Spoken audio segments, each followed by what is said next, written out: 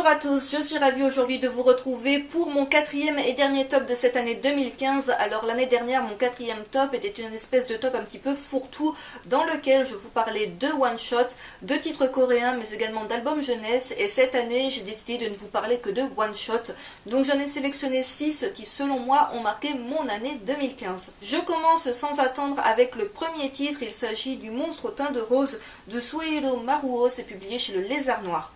Alors là, je vais vous parler d'Eroguro, c'est très particulier, je ne l'ai pas encore présenté sur ma chaîne, vous le verrez dans mon book haul du mois de décembre. Ce n'est vraiment pas tout public, l'érotisme grotesque, vous vous en doutez un petit peu quand je dis ça, ça va toucher un public qui est vraiment fan du genre parce que sinon vous n'allez pas du tout comprendre le délire de l'auteur, vous allez me dire mais c'est quoi ce truc? Donc c'est vraiment un recueil que j'ai adoré découvrir du même mangaka. Je vous ai déjà présenté La jeune fille aux camélias que je vous recommande, je vous l'ai présenté dans mon book haul du mois de novembre. Excellent titre également, on n'est pas tout à fait dans le même genre d'histoire, mais c'est vraiment deux titres que j'ai adorés. Donc Le Monstre au teint de rose, c'est un titre qui date du début des années 80, si je ne dis pas de bêtises, oui. Et ça nous traite d'un Japon des années 20, donc c'est toujours un humour très particulier, une ambiance très spéciale, donc c'est pas un titre que je recommande à tout le monde, mais si vous êtes fan du genre, c'est tout de même un très bon titre à lire. Second one shot de cette vidéo, il s'agit là encore d'un titre de chez le Lézard Noir, je vous en ai déjà parlé sur ma chaîne, c'est La maison aux insectes de Kazuo Umezu. De ce mangaka, on lui doit également Baptisme, dont je vous parlerai en janvier, et L'école emportée que je compte bien me procurer l'année prochaine, ainsi que Le Vœu maudit qui est prévu pour le mois de février.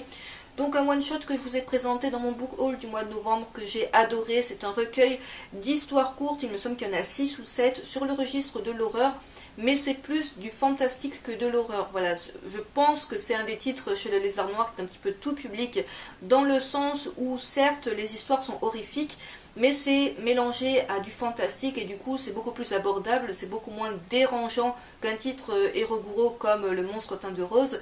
Donc un one-shot que je vous recommande si vous cherchez des lectures horreur, même si je sais, encore une fois, on va sûrement me le dire en commentaire, c'est des bouquins qui sont dans la quinzaine, vingtaine d'euros, donc c'est pas donné, mais côté édition c'est superbe. Donc voilà, une très belle découverte de cette année. Seul titre de cette vidéo qui sera en format poche, voilà, un petit format à 6-7 euros, donc peut-être beaucoup plus abordable pour tout le monde. Il s'agit de Je reviendrai vous voir de Georges Morikawa, publié chez Akata. Donc celui-ci, il me semble que je lui ai consacré sa petite vidéo, c'était peut-être même une vidéo partenariat, je ne me rappelle plus. J'avais beaucoup apprécié ce petit one-shot post-Fukushima, encore une fois. Donc là, on n'est pas vraiment du reportage, on est dans un mélange de fictionnel et d'autobiographie, c'est vraiment un mélange des deux. Il y a beaucoup d'émotions, voilà, là on est plus sur le côté humain de la chose. Donc encore une fois, si vous cherchez des titres sur la thématique de Fukushima, post-Fukushima, c'est un titre que je vous recommande de lire. Quatrième titre de ce top et troisième titre chez le Lézard Noir, il s'agit de Mirage d'été de Kazu Yuzuki. Donc là c'est un recueil de 8 histoires sur le registre du tranche de vie émotion. On n'est pas du tout dans de l'éroguro ou dans de l'horreur, c'est beaucoup plus tout public. On va suivre des adolescents qui sont un petit peu dans la fleur de l'âge, vous savez, quand ils vont découvrir ce qu'est les relations sexuelles, tout ça. Rien d'érotique dans ce titre, encore je me suis mal exprimée. Je vous le présenterai mieux dans mon book haul du mois de décembre. Et en fait, c'est des situations qui ont l'air banales et anodines, mais à chaque fois il va y avoir un petit truc qui va faire basculer le récit dans l'irréel. D'où le titre Mirage d'été, c'est vraiment, les récits vont se conclure sur quelque chose qui a l'air de partir dans du fantastique ou dans une espèce d'illusion, de mirage. Donc voilà, je vous laisse découvrir ce titre qui a été vraiment une superbe découverte pour moi et je sais qu'on n'en a pas énormément entendu parler. Et je sais que là encore c'est un titre qui coûte un petit peu cher, mais voilà, très belle édition et super recueil. Avant-dernier titre de ce top, il s'agit bien évidemment du Journal des chats de Shunji Ito, publié chez Tonkam. Ce n'est pas l'œuvre que j'aurais préférée de ce mangaka, très clairement je le préfère dans le registre de l'horreur plutôt que dans celui de la comédie. Donc là Shunji Ito s'essaye à un registre qui n'est pas du tout le sien, c'est-à-dire l'autobiographie mélangée à la comédie, où il va nous parler de son quotidien avec sa femme et leurs 2 chats.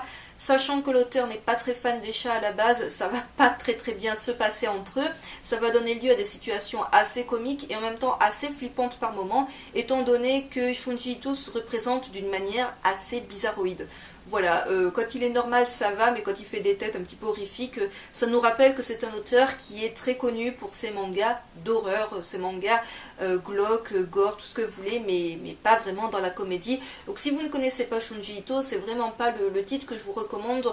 Vraiment, choisissez des titres comme Spiral ou Tomie, qui sont genre ses deux plus gros succès je pense. Ce titre-là, je le recommande plus aux fans de ce mangaka qui veulent voir ce qu'il peut donner dans un autre registre. Dernier titre de ce top, il s'agit bien évidemment de L'Oiseau Bleu de Takashi Murakami, publié chez Kiyun dans leur collection Latitude. J'ai tellement adoré découvrir ce one-shot que dans la foulée, même pas un mois après, je me suis acheté la précédente série de l'auteur, c'est-à-dire Le Chien Gardien d'étoiles que je vous présenterai dans mon book haul du mois de décembre. Donc L'Oiseau Bleu, je vous l'ai présenté dans mon book haul du mois de novembre.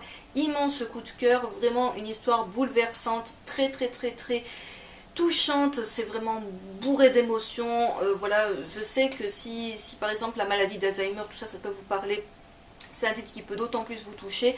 Il y a deux histoires, mais c'est plus ou moins deux histoires complètement liées, donc c'est vraiment un one shot que je vous recommande si vous êtes passé à côté. On en a beaucoup entendu parler, Kiyun en a fait pas mal de pubs, il a été super bien noté et il mérite amplement tout le tapage médiatique qui a pu être fait dessus. J'en ai terminé pour ce top one shot, j'espère qu'il vous aura plu. N'hésitez pas comme d'habitude à me dire en commentaire ce que vous en avez pensé, à me donner votre top one shot si vous en avez lu plus d'un cette année.